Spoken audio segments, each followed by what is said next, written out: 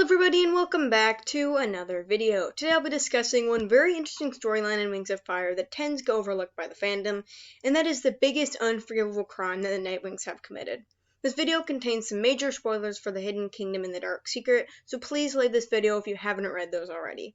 Anyways, without further ado, let's get into the video. The NightWings as a whole have done some extremely awful things throughout their tribe's existence, but the worst thing they've ever done is barely discussed in the fandom. This honestly baffles me, especially because it's something that is pretty huge, at least in my mind. Obviously not every Nightwing's a horrible dragon, just their tribe has done some really bad things in their history. While a lot of it happened in the past, Nightwings experimenting on the Rainwings is by far one of the worst things their tribe has done. The fact that it's so recent in their timeline, yet the Rainwings hold little to no grudges against them is just so odd. In case you don't remember, the Nightwings used a secret tunnel from their island that led to the rainforest in order to abduct innocent Rainwings. Keep in mind, the Rainwing tribe is pretty lazy as a whole when it comes to their tribe culture, and they don't keep track of their own dragons, at least at this time in the story. When a dragon went missing, they usually didn't even notice or were too lazy to do anything about it. That alone is awful, but what happened to them is even worse. It's no secret that the Nightwings hated their volcanic island.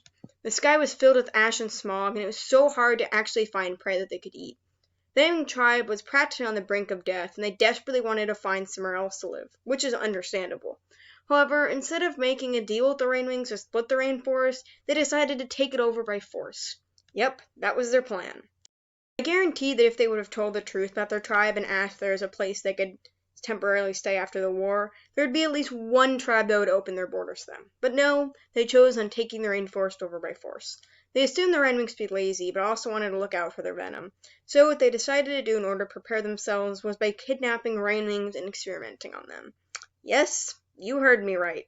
They tortured and experimented on innocent dragons just so they could live a better life.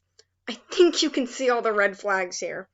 They forced those trapped Rainwings to allow them to study their venom and their abilities, causing them to become so depressed and lonely in captivity.